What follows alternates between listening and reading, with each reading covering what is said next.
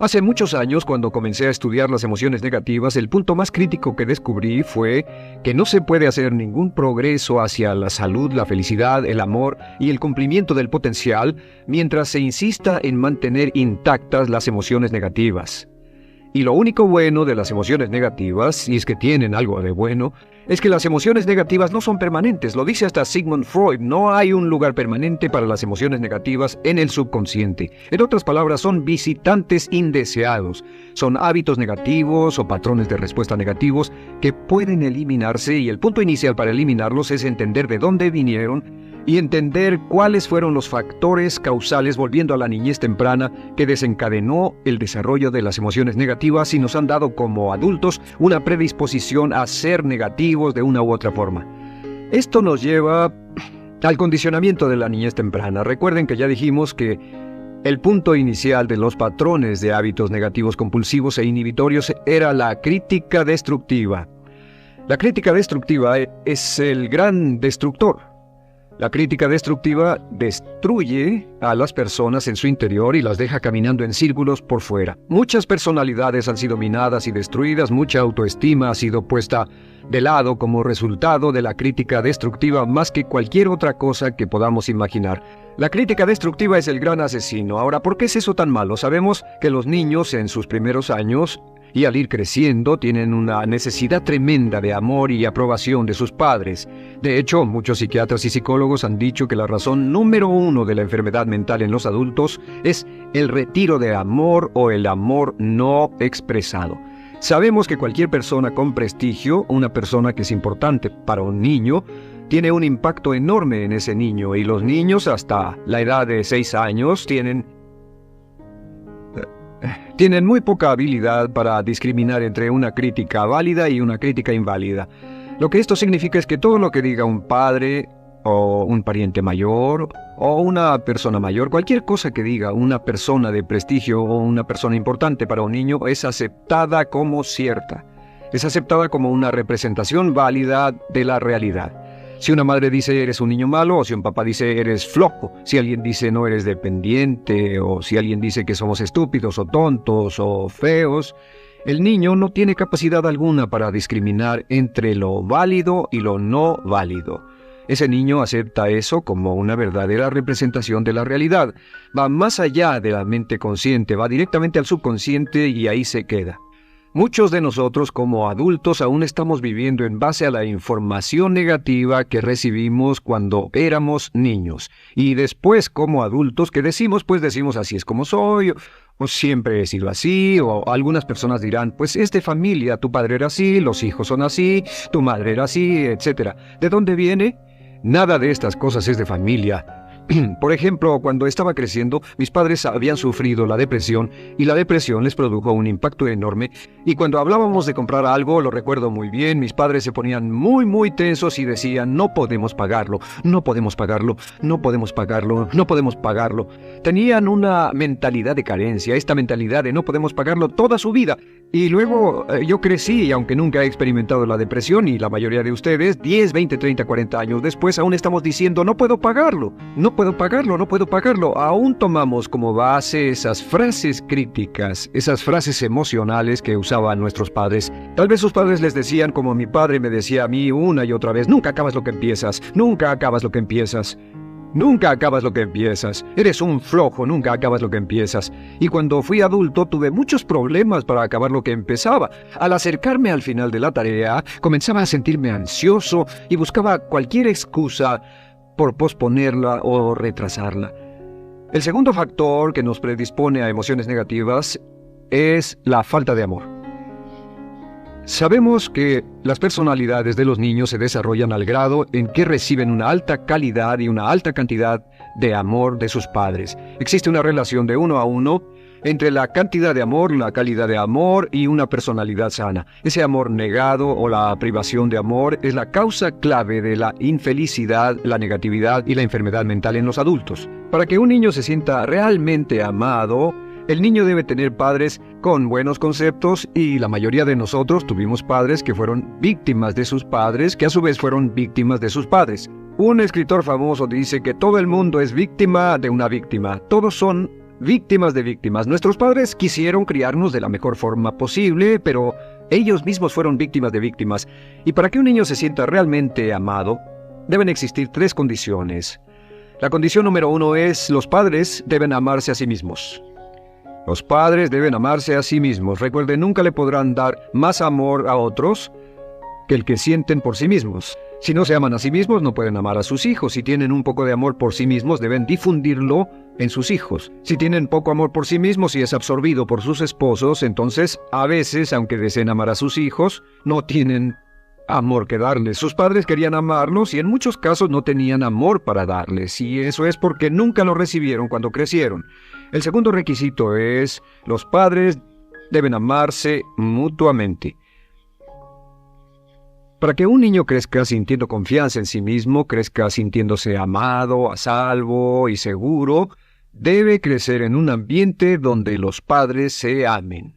No hay nada que le dé más temor a un niño que crecer en un hogar donde los padres peleen entre sí, donde los padres no se amen, donde haya dificultades, porque el niño siempre tiene una tendencia, primero que nada, ser una víctima, pues al niño se le grita y se le vocifera, y entonces cree que la razón por la que mamá y papá pelean es su culpa.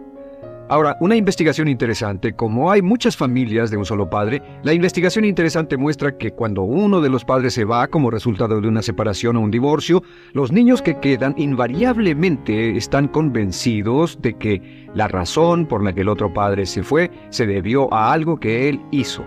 Y es importante que si un matrimonio o una relación va a terminar y uno se va a ir, que el padre que se quede les diga a los niños una y otra vez que la razón por la que la relación no funcionó no tuvo nada que ver con ellos. Solo tuvo que ver conmigo y con papá, conmigo y con mamá. No tiene nada que ver con el niño. El niño necesita oírlo muchas veces antes de que se sienta confiado y seguro. Y por supuesto, siempre es mejor que un niño sea criado por un padre que lo ama que por 2 padres que no se aman. Una tercera condición que debe cumplirse si no quiere que exista la falta de amor es que los padres deben amar al niño. Los padres deben amar al niño. Bueno, esto parece muy obvio y muy lógico. La verdad es que, y esto es lo más difícil para usted y para mí como adultos, que ni siquiera lo pensamos, que es posible que nuestros padres no nos quisieron. No porque no lo intentaran, querían amarnos y tenían la intención de hacerlo, desde luego, etcétera, etcétera, pero simplemente como tenían conflictos mutuos y problemas sin resolver con sus padres, y sufrieron la guerra y la depresión, tenían que hacer carrera y otras responsabilidades, nunca lo lograron totalmente. ¿Entienden? Esa fue la dificultad. Lo deseaban, pero nunca lo lograron. La única forma en que puede amarse a un niño es pasando una gran cantidad y calidad de tiempo con el niño. Tiempo en gran cantidad y calidad con el niño. 10 minutos al día no bastan. Los niños se consideran valiosos según el grado en que las personas más importantes en su vida pasen tiempo con ellos. Si las personas más importantes en su vida, sus padres, solo pasan poco tiempo con ellos, los niños concluyen que la razón para ello es que tienen muchos defectos, que hay algo esencialmente malo en ellos y que por eso sus padres no pasan más tiempo con ellos. Los niños no piensan con la razón, lo hacen en forma emocional. Solo piensan: mi padre está aquí, me ama, y si no pasa tiempo conmigo, él o ella no me aman. Y si cualquiera de esas 3 condiciones existió o más cuando estaba creciendo, los padres no se amaban a sí mismos o no se amaban mutuamente, o tal vez no lo amaban porque nunca lo lograron, aunque querían, entonces usted debe haber crecido en conjunción con la crítica destructiva que se llama culpa. ¿Y qué es la culpa? Pues simplemente la culpa es un sentimiento de no valer mucho. ¿De dónde sacamos este sentimiento? Lo obtenemos cuando continuamente gente importante nos critica en nuestra vida y simultáneamente no nos dan el amor que necesitamos.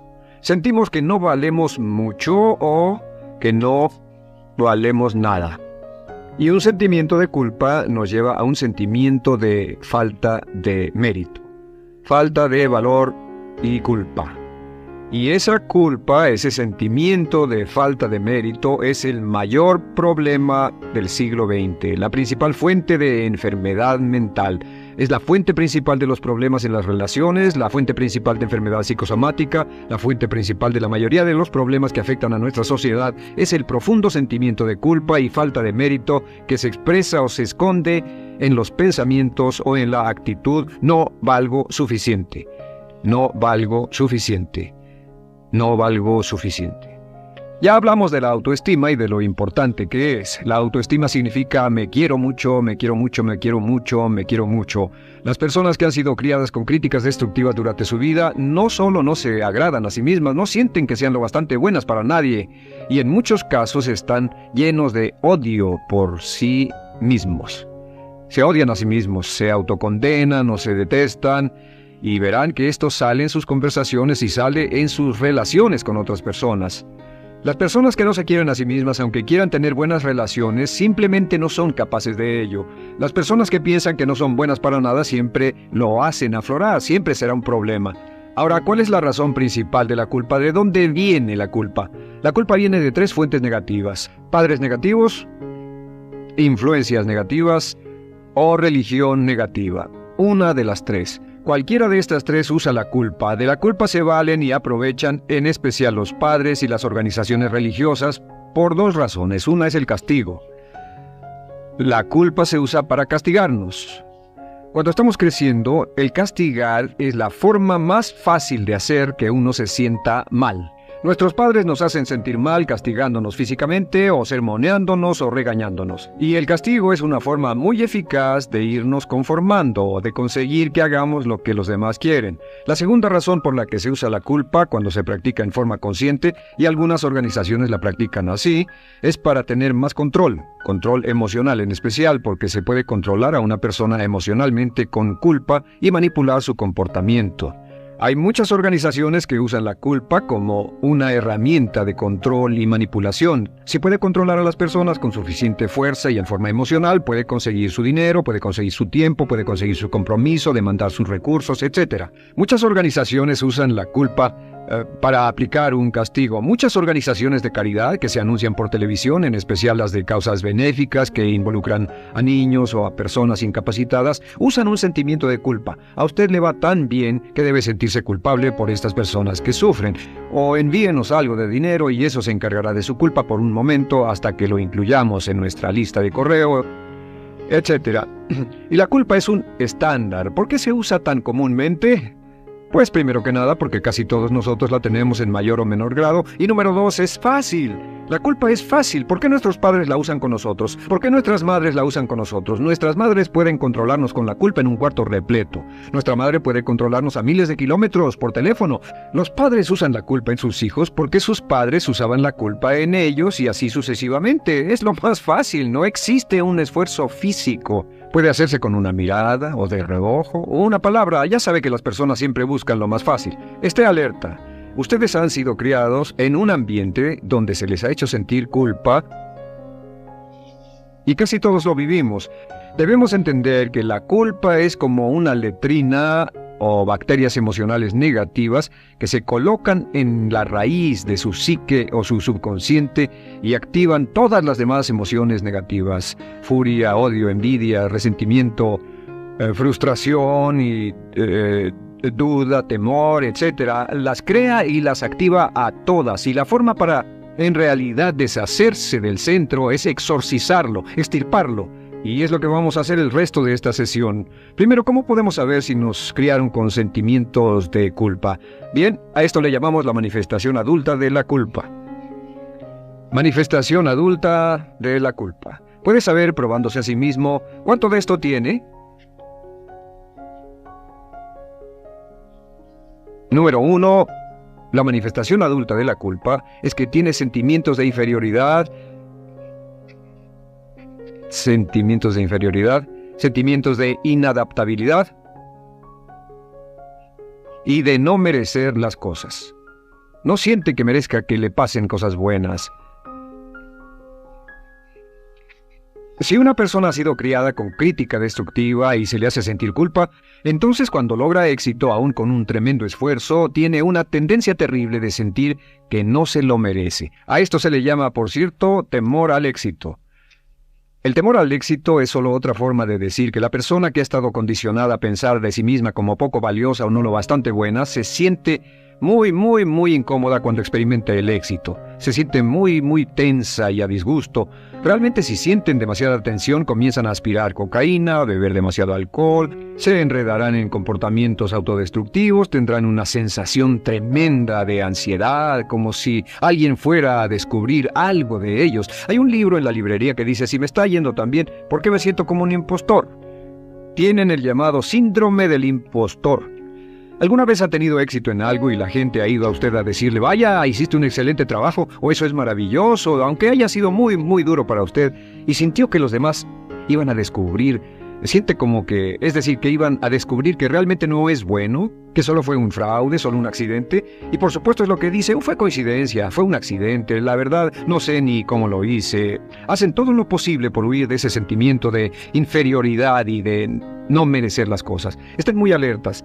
La segunda manifestación adulta de la culpa es la autocrítica destructiva. Hay una línea de un gran poeta que dice: aquellos a quienes se les hace mal, hacen mal a su vez.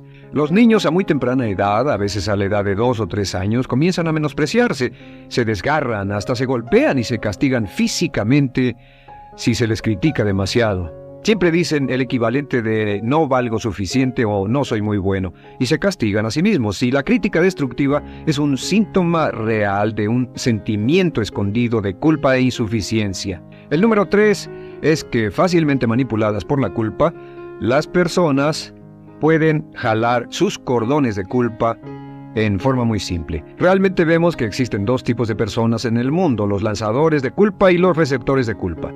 Invariablemente, estas personas se atraen mutuamente. Y por supuesto, el lanzador de culpa es la persona que se identifica con el padre que lanzó la culpa, y el receptor es la persona que se identifica con el que atrapó la culpa. Pero los lanzadores y los receptores de culpa se unen, se equilibran perfectamente, se establecen y forman una nueva generación de lanzadores y receptores de culpa. Podemos decir que usted es fácilmente manipulado por la culpa, porque ha estado muy bien condicionado. Su jefe puede tirar de su cordón de culpa, una persona en un autobús puede tirar de su cordón de culpa, una sobrecargo puede tirar de su cordón de culpa. Esté muy alerta a esto. La cuarta manifestación de culpa es que usted la usa. Usa la culpa y culpa a otro generosamente. ¿Por qué? Pues si ha funcionado en usted, la hará funcionar en ellos. Le parecerá que es un intercambio, un trato muy justo. Usa la culpa y la culpabilidad y se convierte en la base de sus relaciones con los demás. Cuando algo sale mal, les echa la culpa a ellos. Algo sale mal, culpa a alguien más. En cuanto hay un problema, busca a quién culpar. Un experimento muy interesante con la cámara escondida hace algunos años fue que hicieron una plancha de hielo y la pusieron en la acera sin que nadie los viera. No hacía mucho frío, pero lo hicieron. Y observaron cómo reaccionaban las personas cuando pasaban por ahí, cuando caminaban por ahí, llegaban a esa plancha de hielo, se desequilibraban y se resbalaban, y lo primero que hacían era observar a la persona más cercana a ellos, enojados, verdaderamente furiosos. En otras palabras, buscaban a quién culpar. Y si no había nadie cerca de donde habían caído, se levantaban otra vez, miraban a su alrededor, no había nadie, y entonces pateaban el piso, pateaban con fuerza y se iban. Nuestra tendencia natural cuando algo sale mal es buscar a alguien o algo a quien culpar, en especial si nos criaron con una culpa continua. Y la quinta manifestación es lo que llamamos lenguaje víctima. Ahora recuerden que hablamos sobre la ley de concentración. Dice: lo que siembras cosecharás. También dice: si usas lenguaje de víctima, mantienes viva la culpa, la refuerzas, la edificas, la cultivas, la utilizas. El lenguaje víctima es lenguaje como no puedo, no puedo. No puedo. Cuando dice no puedo, envía un mensaje a su mente subconsciente, y la mente subconsciente comprende que está inhabilitado, que no tiene control, que es una víctima. Y cuando desea poder hacer algo, su mente subconsciente retroalimenta su mensaje y dice: no puedes. Y lo segundo que dice es tengo que, y otra vez no tengo control, no estoy a cargo. Pero existe otra expresión del lenguaje víctima que debemos evitar, y es esta: trataré. Trataré, sea lo que sea, trataré. ¿Qué significan las palabras trataré? Pues déjenme decirles qué significan. Significan voy a fracasar y lo digo anticipadamente para que no me vengan con represalias. En otras palabras dice trataré de llegar a tiempo, pero lo que está diciendo es tal vez llegue tarde y no pueden reclamarme porque dije que trataría. Cuando una persona dice trataré, está disculpando su fracaso por anticipado. Si fuera al doctor y el doctor lo examinara, lo auscultara y le dijera, pues está en pésimas condiciones, tendremos que intervenir, debemos llevarlo al hospital ahora mismo, me sorprende que haya llegado aquí, usted dirá, bueno doctor, espero que haga un buen trabajo. Y él dice, trataré. Si él dice eso, usted seguramente buscará otro médico, o si va a un abogado. Lo culpan de algo y va a un abogado y le presenta su caso y dice, oiga, va a defenderme, y él dice, trataré. ¿Qué está diciendo? Está diciendo, escuche, he estudiado el caso y por lo que veo no hay mucha esperanza, pero lo tomaré de todos modos. Trataré son los que tratan de conseguir que les pague por anticipado. Otro juego de palabras que no debe usar. Por cierto, con respecto a trataré, lo que debe decir es lo haré o no lo haré, no trataré. Si alguna vez en nuestro negocio, tenemos un negocio muy activo, si llamamos a alguien y le pedimos alguna cosa o algún trabajo y dice trataré de conseguirlo para el viernes o trataré de terminarlo a tiempo, al instante sabemos que lo que quiere decir es que quiere sentirse libre, no comprometerse. Así que nunca dejamos que nadie se vaya con un trataré, debe ser hecho o no, y queremos obtener una seguridad. Si hace falta, nosotros lo hacemos. Cuando dicen trataré, lo que están haciendo es que se están lavando las manos. Esté alerta, la otra palabra es desearía. Dicen que un deseo es una esperanza o una meta sin energía detrás. Desearía. ¿Qué significa un deseo? Desearía significa que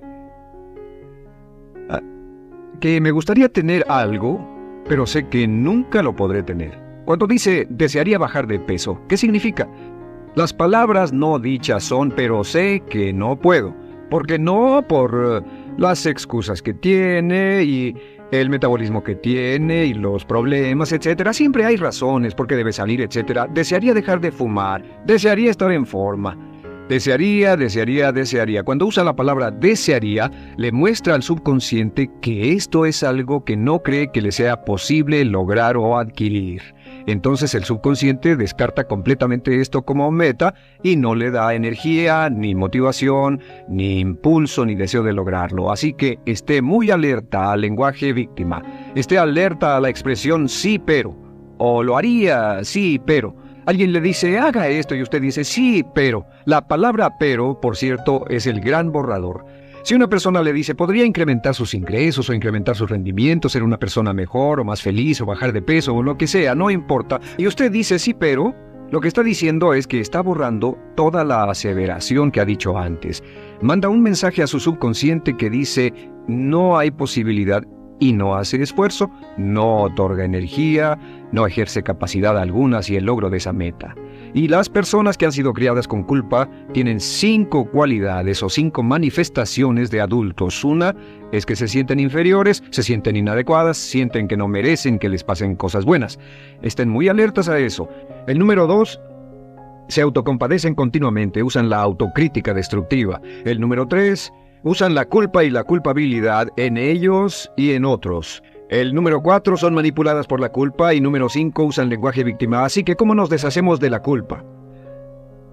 ¿No es sorprendente cómo se aclara esto? Este pizarrón, todo se borra. Tengo una varita mágica cuando me voy a sentar al escritorio. Entonces, ¿cómo nos deshacemos de la culpa? Para deshacerse de la culpa...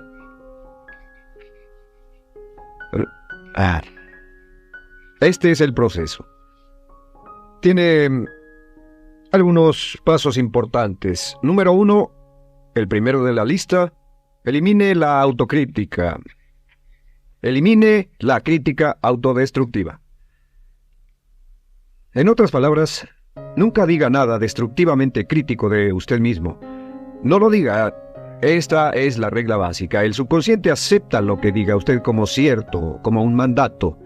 Así que no diga nada de sí mismo que no desee sinceramente que sea cierto. No diga estoy cansado, estoy gordo. No diga no puedo o debo.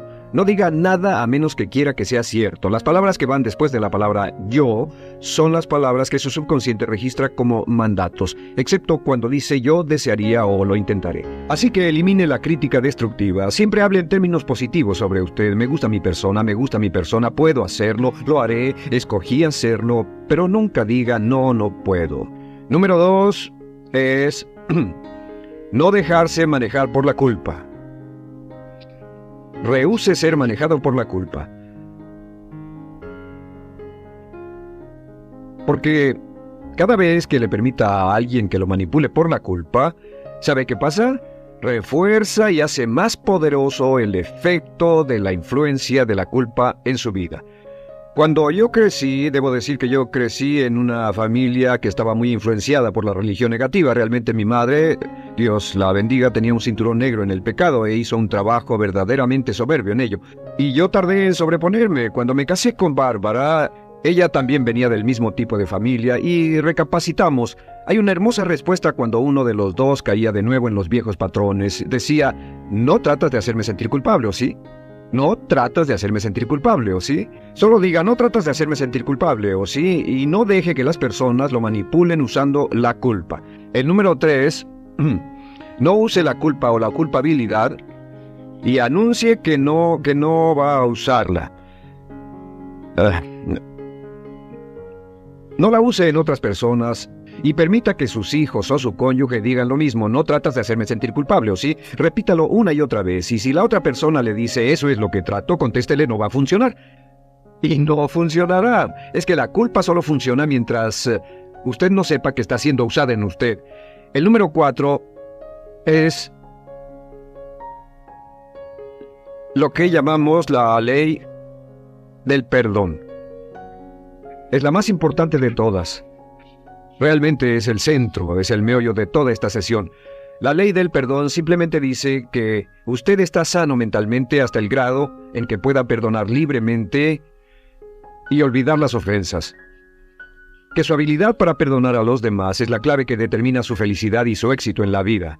Su habilidad para perdonar a los demás es la única forma de eliminar la culpa. Su disponibilidad para perdonar a los demás y olvidar ofensas es el determinante más importante de si usted está o no totalmente integrado y es un adulto que funciona como ser humano. Porque la tendencia de culpar y de guardar rencores es una tendencia patológica infantil que la poseen todas las personas que están enfermas mentalmente. La habilidad para olvidar, para perdonar libremente, es la marca del ser humano realmente iluminado. Ahora, acepte eso como real. Hay 4 personas a las que debe perdonar. Número 1, perdone a sus padres. Perdone a sus padres por todo lo que le hayan hecho para herirlo. La mayoría de nuestras investigaciones muestran que casi todos nuestros problemas como adultos se remontan a no estar dispuestos o no poder perdonar a nuestros padres por algo que hicieron que nos hirió. Perdónelos un 100%, escríbales, llámeles por teléfono, dígales, o cuando menos perdónelos en su corazón, pero perdone a sus padres. Número 2, perdone a los otros. Perdone a todos los demás. Perdone a todos los que lo hayan herido de algún modo, por cualquier cosa, y déjelo así. Ahora, hay muchos que dicen no puedo perdonar a esa persona por lo terrible que me hizo, pero recuerde esto, el perdón es perfectamente egoísta. El perdón no tiene nada que ver con la otra persona, solo tiene que ver con su paz mental y con su propia integridad mental. Número 3, perdónese a sí mismo. Perdónese por todas las cosas débiles, tontas, insensatas y estúpidas que haya hecho, porque todas las personas han hecho cosas tontas, insensatas, estúpidas y ridículas, pero perdónese en un 100%. Y finalmente, la última parte de esto, si ha hecho algo que hirió a alguna persona, vaya a disculparse. Es sorprendente el hecho de vidas que se arruinan año tras año por personas que no tienen la fortaleza intestinal, las agallas y el valor para decir lo lamento. Una de las cosas más importantes es desarrollar carácter hasta el grado en el cual hacemos las cosas que son muy difíciles para nosotros, hasta el grado en el cual hacemos las cosas que sabemos que están bien aunque sean difíciles, en especial cuando son difíciles emocionalmente. Y la clave para deshacerse de la culpa, la clave para ser una persona total y completamente positiva, es perdonar a los demás. Perdone a las personas con quienes ha sostenido una relación, perdone a sus jefes anteriores, Perdone a los amigos que lo han herido, perdone las inversiones que estuvieron equivocadas, perdone a los jefes que lo despidieron, perdone a sus padres, perdone a todo el mundo. Desarrolle una actitud hacia la vida con la que rehúsa guardarle rencor a los demás. Solo repita una y otra vez: los perdono a él o a ella por todo. Los perdono por todo, los perdono por todo, y eso es todo. La clave para librarse de las emociones negativas es rehusarse totalmente a continuar con cualquier situación negativa. No olvide que es un acto muy egoísta, y será tan egoísta como usted quiera. El acto del perdón lo libera y libera a la otra persona y le garantiza que se moverá rápidamente hacia el cumplimiento de su potencial.